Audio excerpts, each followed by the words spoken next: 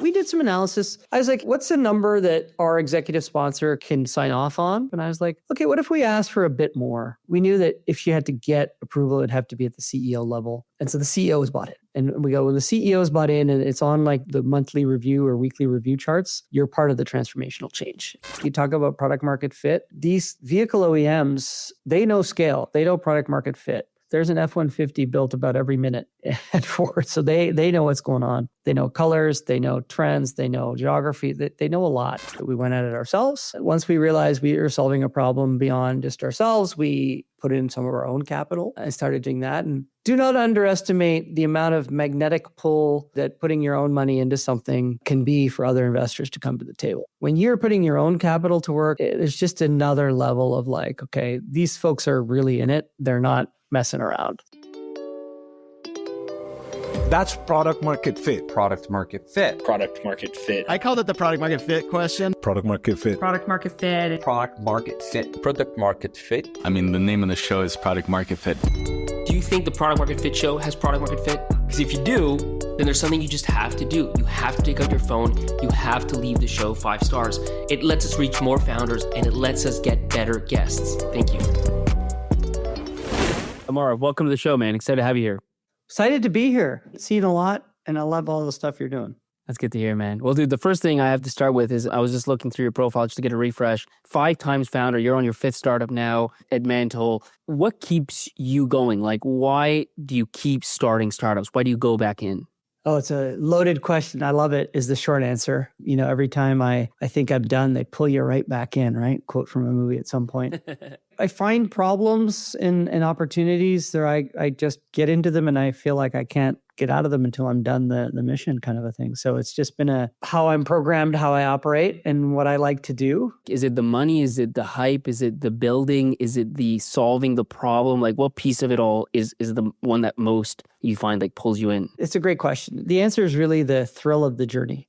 Right? The journeys are hard. They're full of ups and downs, situations where you're like, ugh, right? And I think that whole journey is excitement for me and kind of where I've really excelled in my professional life, so to speak, as an entrepreneur and executive at big companies over time. And I don't know what else I'd do. That's part of the other problem. I will fully agree. Like I'm a VC now and have been for the last 7 years or so. The highs and the lows of the startup world are just uncomparable. Like there's highs and lows in here as well, but it's much more subdued. Like the peaks and the troughs are just closer together. Like the best day at startup world is so freaking good and the worst day is so bad. And so that roller coaster is it's uncomparable. It's all relative, right? A sneeze to somebody could be a heart attack for another person, right? So it's just kind of one of these types of, you got to keep it all relative. Where's everything coming in and out of? It's really become kind of my ethos, sport, whatever that analogy is for people. It really has become a thing that I do. And I think I've mentioned this before in other places, like there's no limits on what you can do. Those limits are usually artificially placed on you by somebody else looking from the outside in, keeping their score on you. As an example, it's like, why do it again? Right. And it's like, it's such a hard thing. And once you get to that top, why do it again? And I'm like, well, because where else are you going? Down? I watch people at age still be at the top of their game over decades. And I go, that's truly aspirational. I really think fondly of those people who are able to do it. You played a significant role, as I understand it, into the birth of Tinder. Just give us that context, like that story. Like, where are you that happens? Never underestimate serendipity, never overestimate opportunity, right? Like, I think that's just kind of the method there. So let me rewind the clock back just to give context to it. This would have been around 2009. App Store had come out summer of 2008. There was a company called IAC Interactive Corp run by a gentleman, Barry Diller. Barry Diller was best known as a Hollywood executive. And then in the final chapters in his career, he started this Interactive Corp company to really use screens as an interactive medium versus a one-way medium. That was his thesis.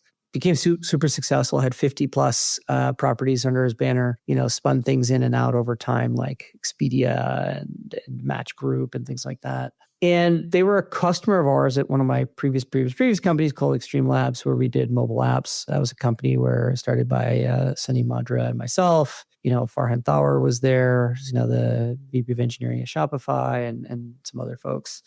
We did mobile apps when the App Store before the App Store came out and became kind of a go-to expert group. So we worked with a bunch of the IAC properties. At the time, it would have been things like City Search, Urban Spoon, Angie's List, Match.com, just older properties. And, they started noticing all this work we were doing with them. And they're like, we should do some more deeper investigation with you all. And this was around the time when Instagram had come out, Uber had come out, and they're like, hey, there's something else going on in mobile that's beyond taking our existing digital properties and making them, enhanced. There's like a whole mobile first experience. And that's really where the entity Hatch Labs that I founded along with some folks, Dinesh at IAC at the time, and just kind of running Hatch Labs. It was just very much an entity to do that investigation, have a bit of opportunity to understand limits of certain pieces and aspects of the technology. On behalf of Match.com, this piece? Just as a joint venture for Hatch. Hatch Labs was the name of the entity. Got it. So we did exactly 10 projects, the first 9 of which you probably haven't heard of. And the 10th project was a reskinning of the 9th project. The 9th project was a mobile coupons company. It was basically going into a location-based zone that you knew, getting delivered a coupon for something that you may like. And an example would be a restaurant happy hour. They'd flip you a coupon for something. And it really wasn't much at the time, but they had one thing which they really liked, which was there was an interactivity of UX, user interface.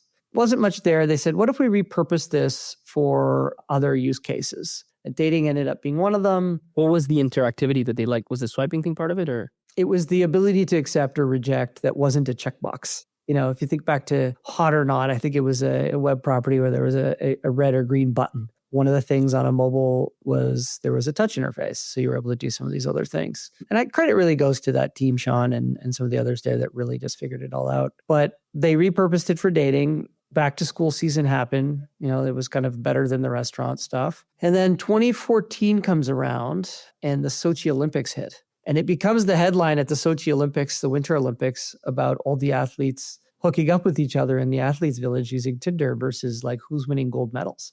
And it became kind of a zeitgeist moment. How long after the original launch were the Olympics? Like when did it launch? The Winter Olympics in 2014 were probably a year after the launch or, within 18 months kind of a thing. Okay. Was it doing well already before that? Or it was kind of like, okay. Well, it was kind of just a thing. And then, kind of back to product market fit, what is product market fit?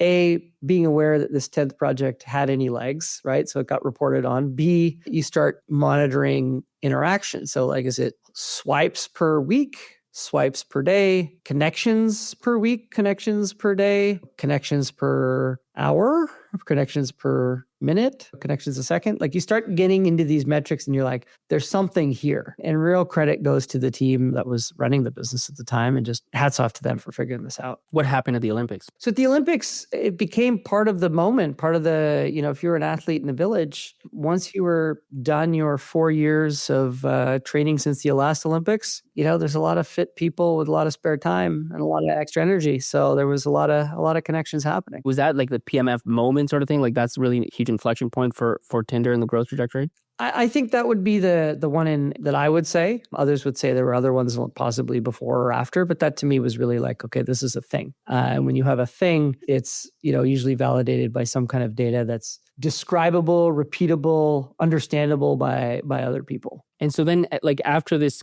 Tinder experience, because the next startup I want to talk about is it's called Autonomic. That's the one that was sold to Ford. Correct. Maybe fill like just those gap years, and then we can talk about that startup. Yeah, maybe if I start from the beginning, is that an easier way just to give you kind of the full thing? So yeah, let's do that. I did a degree in engineering at Waterloo. I moved to Silicon Valley, and I was a chip designer. People are like, what's a chip designer? Well, I worked on semiconductor products. The first one was this innocuous thing that we called a GPU. Today, in the world of AI, the GPU is highly prominent. When I worked on it, it was a graphics card. It was something that put polygons on a screen. And that whole computing paradigm over time would have its moment as it's having now.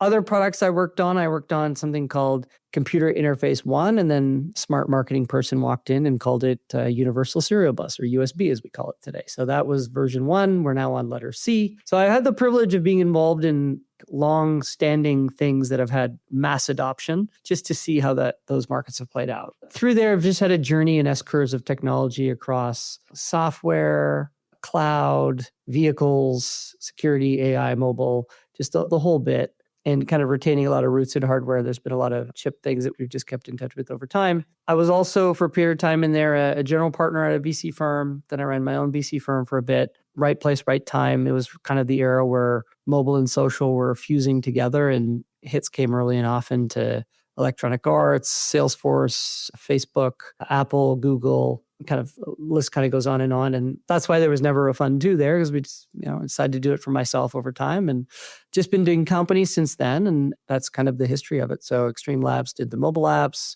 Hatch Labs we discuss, Autonomic was in vehicle streaming we can get into. Yeah, tell me about that. Like where does Autonomic come from? What's kind of the origin story? Yeah, so Xtreme Labs was the mobile apps company. If you'd ever used an early version of an iPhone or Android phone, we're pretty much guaranteed to have an app on your phone, whether it was Facebook, or we did apps for the NBA, the NFL, the newspapers, the banks, sports, just any vertical or industry that was kind of getting on to mobile. We were part of that movement. How do you work? Like, take Facebook, for example. Like, you build the original V1 app, or like where do you fit into the Facebook app? Yeah, so we started working with Facebook early on in their mobile journey. We built versions of the app for the phones, the iPads, a Messenger, a version of Instagram post-acquisition. So there's just a whole journey of things that we did, which was super exciting just to be part of that whole thing. Because when you see adoption at mobile's global scale, that was it, right? Like everything else was a nice data point once you had that stuff.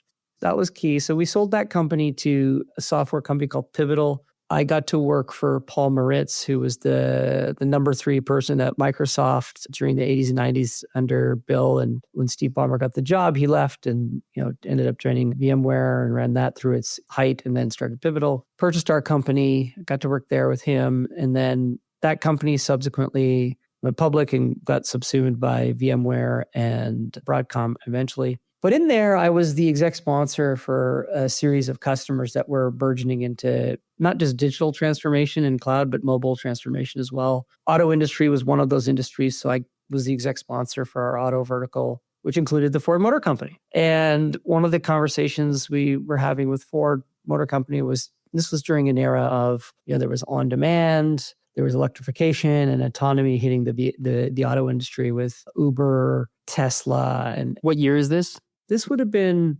2015 or so, and 2014, 15. And then there was this whole construct around, with those 3 pillars in place, what's possible?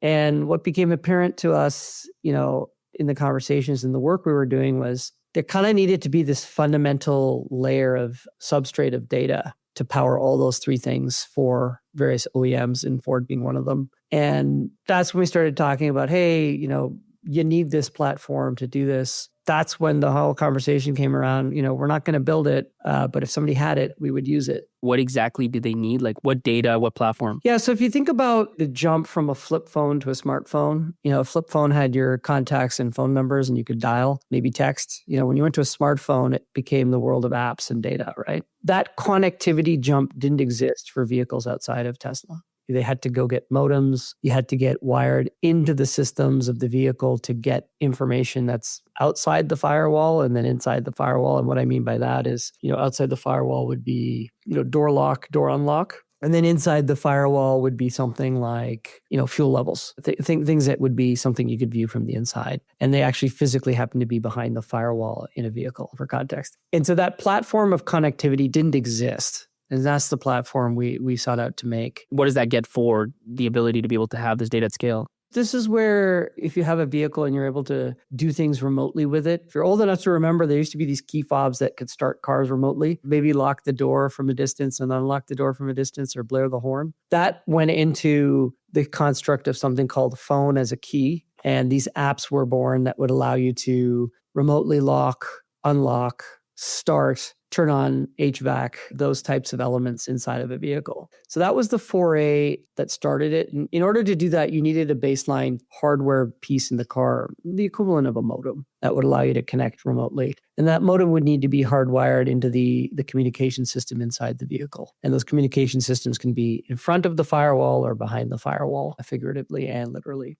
Once you have that hardware layer to collect all the signals and all the data from there and to put them at scale becomes a huge competitive advantage on a number of levels. Simple things like what kind of applications can I do knowing people's data, speed, location, number of occupants in a vehicle, right? Like there's just a bunch of things you can do around rideshare. What else can I do knowing fuel levels, maintenance levels? And for a vehicle OEM like Ford, a very good, healthy chunk of the profits come from maintenance, right? And that's one of the things that gets unlocked using these things. Just like a notification to you that, hey, your car needs maintenance, like something as simple as that. The most basic thing, right? And then the other one being like, hey, we notice your fuel level's low. Here are some partners we have in your geography that would like to service you. So here's an offer. There's this whole ecosystem that lives with it. And from our perspective, having that in place was key. Decided to start the company, Sonny, Gavin, some others. And we, out of the gate, had Ford as a customer.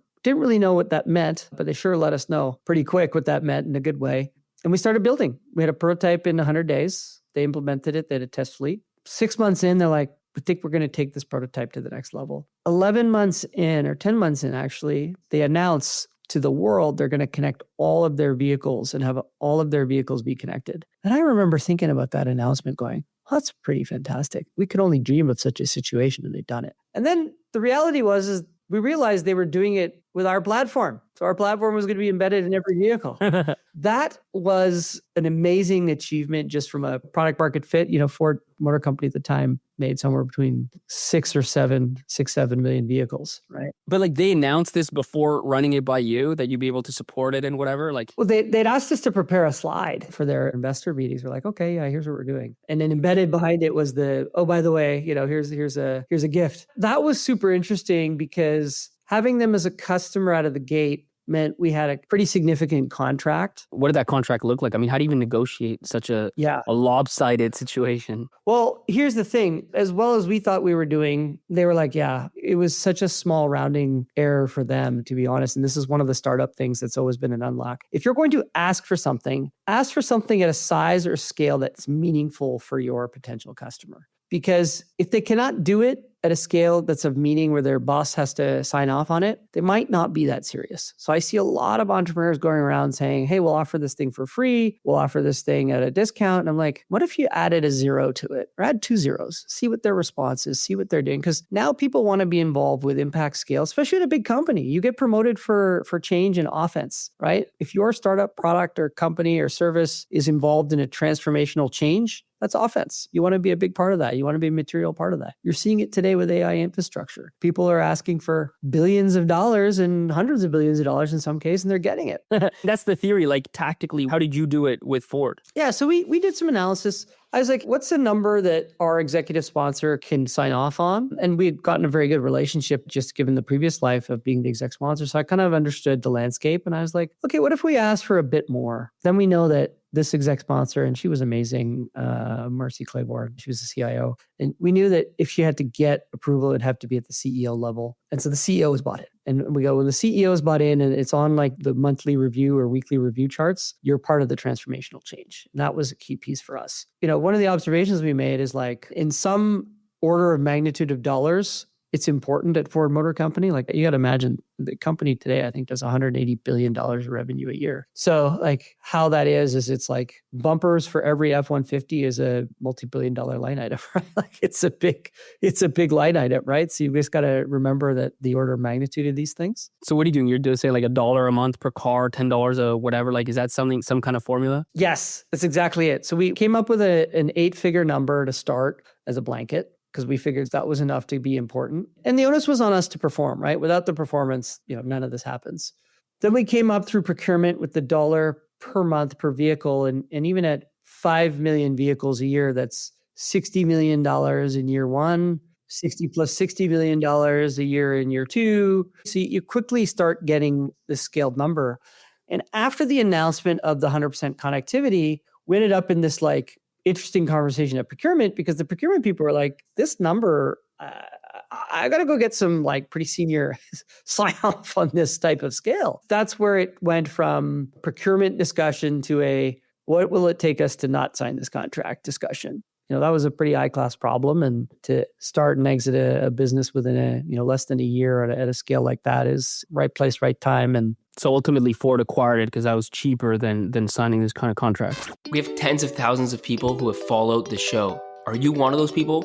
You want to be a part of the group. You want to be a part of those tens of thousands of followers. So hit the follow button.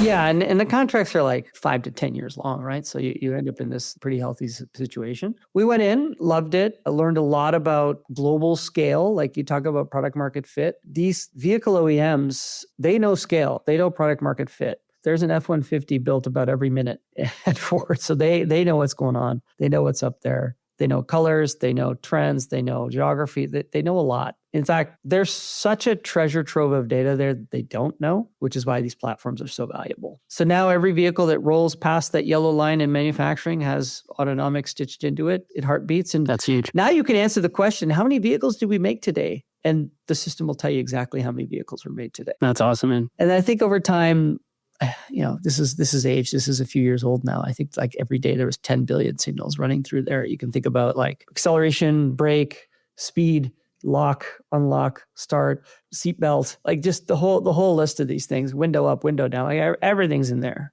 Fuel filter capacity, fuel levels, like just the whole thing is in there. And what's super interesting, quick analogy here, is that especially in this era of AI tagging on data, we kind of had early versions of this. Vehicles made in different eras had different signals. So what was signal 1 on one vehicle platform might be speed, and on a different vehicle, it might be window up. So there was no consistency between all of these. There's a really interesting decoder technology they have that normalizes all this. And then what was super interesting was even in speed, let's say we found speed in all the platforms, so like the F-150 platform and the Mustang platform, you find speed. One might be in miles per hour. One might be in kilometers per hour. One might be in radians per second. So you start getting all of this alias type of information that you have to then bring together, tag, and make sure that it's very clear what you're doing. And so then maybe let's fast forward, take us to Mantle, which I guess starts in like 2022. Like Mantle is at the surface level, at least, and maybe you'll hate me for saying this, but like a car competitor. Is that a fair way to at least think of it conceptually? Fair. Let me give you the reason. So after leaving Ford, they brought in Doug Field from Tesla, who ran the Model 3 program, and like he's an ace, right? I was like, okay, you found the right person. My thing is, after an acquisition, we were there for a number of years. I'm like, as long as it's fun and you're finding value in me, like I'm all in. And if you're moving on and got better things, that's okay too. We don't, that's life happens and we move on. And so then I decided consciously to just take time off. I've got 4 young kids. Nice, dude. 4. That's big. Yeah. So I was like, hey, you know what? I've been grinding for a couple of decades, and I'm like, maybe it's like time to just take a moment for myself, and in a kind of a midlife sabbatical kind of situation. And I thought, let's just do that. I was kind of wanting to do that for a number of reasons, just personal and professional as well. And I went through a really nice curve of getting consciously bored. I use the juggling balls analogy. We juggle a lot of balls in life as adults. How many of them are rubber balls that if you drop them, they'll bounce and you can pick back up? And how many of them are glass balls that you cannot drop because they're so fragile, right? And this was kind of the analogy that I was using. I'd like to think I didn't let any of the glass balls drop. What's a glass ball? I mean, typically relationships, marriage, kids, things like that would be glass balls. Cliche stuff, you know most of them, right? Like relationships with people that matter, relationships with yourself. Because I think we as entrepreneurs don't always have our best interests at heart. We do in our mind, but sometimes our actions put other people ahead of us, which is fine. But if we don't take care of ourselves, you get lost and the whole wave kind of just picks you up and takes you around. So those were things that I just wanted to really make sure that I was getting the right reps in as well. And then am I getting consciously bored? There's only so many things I could fix at home, only so many books, only so many things, meetups I could have with friends, only so many school drop-offs, pickups, activities. You get to this finite number and it's great. I loved every minute of it. The lucky thing I had is none of my good friends, some of whom are air quote retired now, were off when I was off, because that would have been a whole different thread of activity. But I started looking at a couple of different areas. Digital health was one of them. And then one day I was trying to piece together my cost basis and fair market value of my private alternative asset investments. I thought by launch I'd have it. By lunch, it was clear I had no shot at getting this. And at dinner, I'm like, I got to get some people together to solve this problem. And, what started out as probably solving a problem for myself has really resonated and has taken over the startup community, fund to funds and LPs at scale, whether they're family offices, university endowments, state investment boards, pensions, or SEC registered fund to funds. Like, we have the whole range of these folks as prominent customers in our platform. Yeah, so it's really exciting. So you started from the investor perspective. I mean, Carta is cap table management at first, and obviously there's all this other value once you capture that. As I understand, Mantle also offers cap table management, but you didn't start with the founder's problem of cap table management. You have to start on the investor side of just understanding your assets. Questions started from the investor side, but in order to get the answer as an investor, you needed to create a product that founders and companies could use, right? And the problem over time was it was email and spreadsheets. Hats off to Carta. They're an N of one company in this area. They did a good job. The software is good. But there wasn't a great experience. And when I started to peel it back, the experience wasn't great, probably more so because of the methodology to input the data. Because the data on the system is only as good as the input quality. So I found there were a lot of mistakes in a lot of the cap tables, and I really got burned badly on one. And it took getting burned badly on one where I'm like, the blast radius of that error was big. This is including the stuff that's on Carta, or you're talking about the stuff that's on spreadsheets? It happened to be in a piece of software. It very well could have also been a spreadsheet. So I don't blame the software for it. I kind of blame myself that I missed reviewing it 2 rounds ago. And as this company was about to go public, I had the wrong number of shares. Guess which direction it was wrong in, and it was just like, this is not a great look. And I kind of broke it down, and I have a good relationship with the founder. I was like, hey, like, what happened? And I can remember that round we did where we did the conversion of this. And I was like, yeah, they're like, the associate sat there between 10 p.m. and 2 a.m. and figured it out. I'm like, what associate where? Like, how would they know how to do this between the hours of 10 and 2? Like, it wasn't a complicated thing, but it wasn't something you could just sit down and do in a couple hours. You had to kind of really know the space and understand what to do. And that was kind of eye-opening for me, because I was like, any number in a system, you should be able to X-ray vision it, click on it. It should take you to a document where the data is. And the data should have encompassed in it a document that has a signature or something that you look at it and go, okay, that is the record of truth. And that's what we really forced in all of our products, really, this ability to X-ray vision through it to make sure that you understand that what you have in the system is indeed accurate, indeed legit, indeed real, and not something somebody fudged in there to get the job done. And this was the thing that Carta didn't do, I assume. And I don't mean to keep going back to Carta, but there are these worlds of, like, when you start and there's a clear incumbent, like but a new school incumbent, right? Which would be Carta, obviously, in this case. Yeah, they are the incumbent leader in cap tables. A lot of people watching this or hearing this will claim familiarity with them. They have a good piece of software. They're an N of one company in this area. I just think the focus on how to get the information in is the big win over time for the accuracy of the data, and that's been resonating with our customers. So, like, for them, you don't have this X-ray vision. You can't tie it back to a legal lock the way their software works. I don't want to speak for their software, but I would say that we do it in a foolproof way where there's no guessing. You say there's a share cert, the share cert's there. You say there's a document that backs this number, it's visible, you click on it. Other platforms, including, ShareWorks from Morgan Stanley, Global Shares from JP Morgan, Carta's got theirs. Like, they're all good. There's just not a great experience. And I think that great experience is what's resonated with our customers. When you go into a category like this, where there is a leader, like, product market fit is granted because there's clearly product adoption of this, let's say, capital management software, right? And so then the question becomes typically, like, how is your product so much better than the existing product? Is it much cheaper? Is it just much better? So I'm curious, like, what's that delta, right? When you go to a founder, like, you should use me instead of them. When you see product market fit, you see it, right? And it's not there till you see it.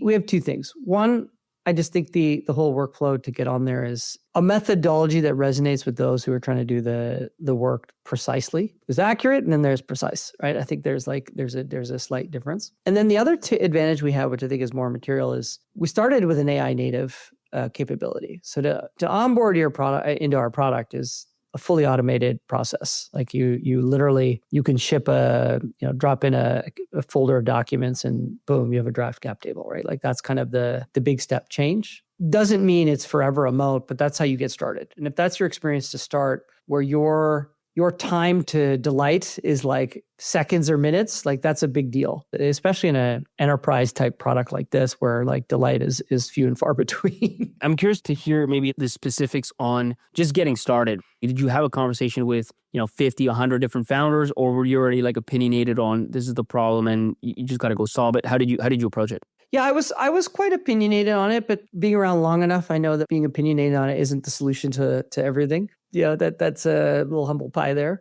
But spending time with those in the ecosystem that have one-to-many relationships, so CFOs, founders, venture investors, the lawyers, which I think is a really strong channel. Really understanding their things that they like and things that they wish were better, and really listening on like, okay, if it was better, would you still use the incumbent, or is that enough to get you to try something new? And what did you hear there? Those are key moments. Like, what were some of the subtleties that you heard? Yeah, those are super key, right? Because it's like, what is it going to take for me to jump this hurdle to get on, right? It's usually not price, but this ability to use it as a tool, like you're riding a bicycle, versus it being a tool where you have to like, it's work. Like it's a tractor that you're maneuvering, and it's got like gears and it's got like heights, and you got to keep manually adjusting and overriding it, versus it's something like a bike where you're just pedaling and it works. I think there's a distinct difference between those two experiences. Was that what people felt with the incumbent? Like it was just too hard. You might as well stick with spreadsheets because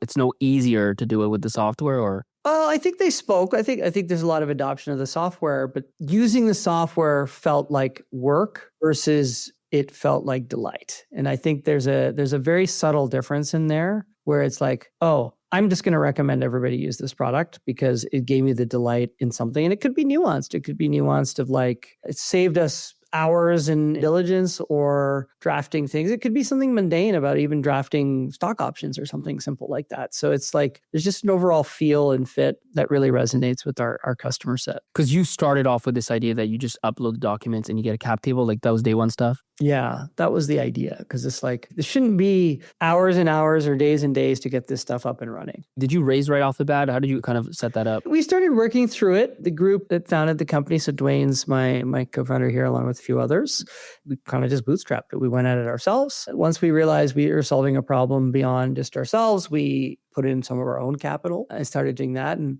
do not underestimate the amount of magnetic pull, solar energy that putting your own money into something can be for other investors to come to the table. I think that's a really, really important lesson there. It's like when you're putting your own capital to work and investors see you put your own money in, there's just another level of like, okay, these folks are really in it. They're not messing around. They put up their own money. It's the dual, right? Like obviously in your case, you're also, a multi-time founder, a successful exited founder. And so I think when you see that already gets you to lean in. And it's actually kind of funny, like in those shoes, if you're not putting your own capital in, there is a huge question mark because it's like, you're in a position that you can do it. And if you do it, then you just get that double whammy of all the experience plus clearly you're bought in. Usually that's very easy seed round, at least. Yeah. And I think for product categories like this, you kind of need a longevity element to it because it's information and data that's got to last for a whole series of a company, right? Like a whole life cycle of companies and funds. So you got to have that trajectory. And did you pitch that you were going to out Carta? Like, was this the big vision? And I ask this because a lot of founders think you got to start something completely new, right? There's nobody there, you find a new place, whatever. There is this world of just beating out, an incumbent, whether it's an old incumbent or a relatively new incumbent.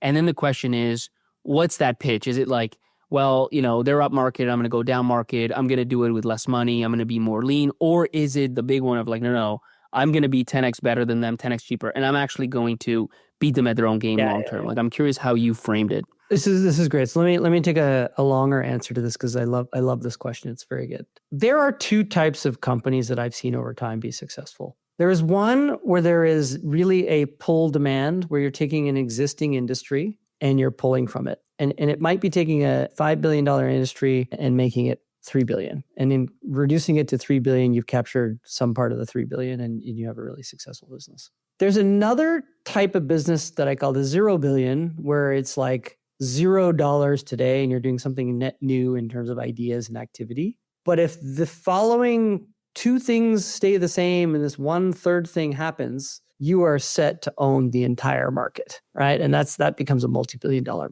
company. Those are the two types of things that I've seen. And when we started, it felt like, as well as others incumbents have done, the whole industry was still working on email and spreadsheets. So it was really just the ability to bring emails and spreadsheets to a nice piece of software, data integrity, workflow, communications. And then as this has expanded now into the world of limited partners and LPs, the whole playbook is like, stop having people you pay lots of money to be investors logging into websites. Like, it doesn't make sense. So this has kind of been our reason d'etre and kind of why, and how we've been successful. Sorry, what do you mean by that second part? Stop them from logging into websites? Well, in our LP product, I'll describe it a bit here. It's called Mantle Portal. It basically allows LPs at scale to amalgamate all of their positions across all of their funds. So, people with 1,500 plus funds, it's hard to manage that off an email and spreadsheet. So you got to first automatically log into all the portals, pull in all the information, extract all the data, dashboard the data, and then automate all the workflows around movements of cash, reports, taxes, the whole bit. We've now amassed close to $2 trillion of funds in the system. And we're really at scale now pulling all that information together for people. And it was something where... And this is regardless of whether the underlying funds and or companies are on your platform? Correct. Because there'll be, for example, your fund probably has a fund admin, and the fund admin has a portal, and that portal may be the same as some other funds. It might be different. And when you have many funds, this becomes a bit of a challenge. And, we have hundreds of these instances. Who's your main customer? Is it founders? Is it VCs? Or is it actually LPs? Now it's all of the above, but really we've found a lot of room in the LP world, approaching 2 trillion of funds in the system, right? So I think that's a testament to the movement there. It's all coming back to the thesis of there's no system that tracks a piece of equity from a company to a fund to an allocator in one substrate. And I think we really will allow and open up that capability for people. It's funny, one of the things you kind of mentioned there, like as much as there are other incumbents, a lot of it is email and spreadsheets. I can attest to the fact that, me as a VC, like cap tables are probably 10 to 1 in terms of for every 10 that are on a spreadsheet, one's on Carta, right? And so a lot of times this is true in many markets where there's an incumbent, it's probably a multi-billion-dollar type company, and you assume from the outside looking in that they own this market. Actually, they own like 5% of this market, and 95% of the market is still to be had. And then the question is there a structural reason why that 95 is just going to stay the way it is and just never going to go anywhere, your product or theirs? Or is there something you can do to get 5% of that 95% on your product, and now you have an equally sized business as seemingly untouchable incumbent? The change management is unbelievable. Like, I think founders have gotten accustomed to doing in software. When you go to a Midtown Manhattan family office, third or fourth generation, change management is a different story. You go to a state investment board, change management is a different story. You can't lead with, hey, we'll make you more efficient. It has to lead with, here's the value you're going to get and your downstream alpha of investments, right? And that's the key piece. And so give me a sense of just the trajectory. Like, you have these conversations, you launch this product. I assume, like, given that you've been in this ecosystem for so long, it was probably relatively easy to get the first like 10 or 20 customers on board. Like, how did you go from there to, hundreds of customers? Like, what's the go-to-market that really worked for you? Yeah, everybody asks, is it easier every company you start? And I go, getting customers is always hard. Yeah, maybe I had an unfair advantage to get started, but as you scale and go through the whole spectrum of getting these customers, it's warfare, right? Like, you have to win the battles, you have to win the individual accounts, you have to win the distribution partners. Our best to date customer wins has been through referrals. Our customers love our product and love the experience they have when using it. So that's been our number one testament. That itself has just an undertone of excitement, but you have to build on top of that now, right? So we're really actually in the midst of looking for a couple of distribution partners that already have our customer base set in their sites, so that we're working through them with them in partnership to really scale that out. And I know, like, Mantle is still technically an early stage company. Do you feel you have true product market fit yet, having seen product market fit in so many other companies before? Hindsight will tell us in 2020 vision. I very much feel like we're in the chasm. And as we're going through the chasm, I feel like we've got it. I always want to back it with some data, but, number of dollars in the system is one of them. Usage of platform, number of like, hey, we'd love it if your platform did the following, right? Like, say you start getting customers recommending that. And revenues were like kind of single million ARR sort of thing? Yeah, it's in the single digit million ARRs. If we had gotten this year to double digit million ARR, I feel a bit more. But sometimes the ARR number is not the right number either, right? Sometimes it has to be like an underlying metric. And I feel like if you look at private assets, the market today is high teens trillions, call it 18 trillion. The executive order just came out in August to allow alternative assets into 401ks, which will make this a $25 to $30 trillion market probably in the next 4 or 5 years, right? And I think that's a big deal. And then maybe just to end on this question, like having built as many companies as you have, invested in as many companies as you have, what are some of the biggest pieces of advice you would give an early stage founder that's kind of in the trenches getting to product market fit? Ooh, that's a really good, deep question. I'll start here. As long as your passion around solving a problem is there, your only finite limit is your effort and the money you have to operate. Like that's really the only boundaries that I see for people. People ignore that and they forget that. And I go, you can't ignore it or forget that. That's just the truth of it. If you're in it and you can convince others to be in it, you're there. You have a chance. The second you're not there, it's over. Right. So that's kind of the one thing. And I go, don't underestimate the half-life of your intention that you set the company with. That's a big, big deal. As you're going through it, you will get told no more often than you get told yes. You will be told sometimes in a nice way, sometimes not in a nice way, like this is nuts. And you really should pay attention to those folks saying this is nuts, because one of two things. They are spot on and they're saving you time, or they're just deadly wrong. And the number of times that I get told I'm nuts and that folks are deadly wrong is more than I would have expected. And that's been one of the ones where I always acutely, I'm like, okay, like, why else am I crazy? Keep telling me, right? It's like, okay, like what assumptions need to be true? What changes need to happen? Like, are we trying to climb a tree to space? Like, I forget, like these are just the types of questions you really got to gut check yourself. And then the other one is don't underestimate the referral nature of a good platform or service. The reason people want to talk to some other people is they get referred. There's a social credibility to it. There's a, hey, this person solved a problem for me. Maybe they can solve it for you. And, they're just good people. And sometimes there's a fit, sometimes there's not. But that halo and buzz, don't underestimate that either. Perfect. Well, Amar, thanks so much for sharing your story with us, man. It's been awesome. Well, thank you for having me on. And I love the stuff you're doing. Thank you. Wow, what an episode. You're probably in awe. You're in absolute shock. You're like, that helped me so much. So guess what? Now it's your turn to help someone else. Share the episode in the WhatsApp group you have with founders. Share it on that Slack channel. Send it to your founder friends and help them out. Trust me, they will love you for it.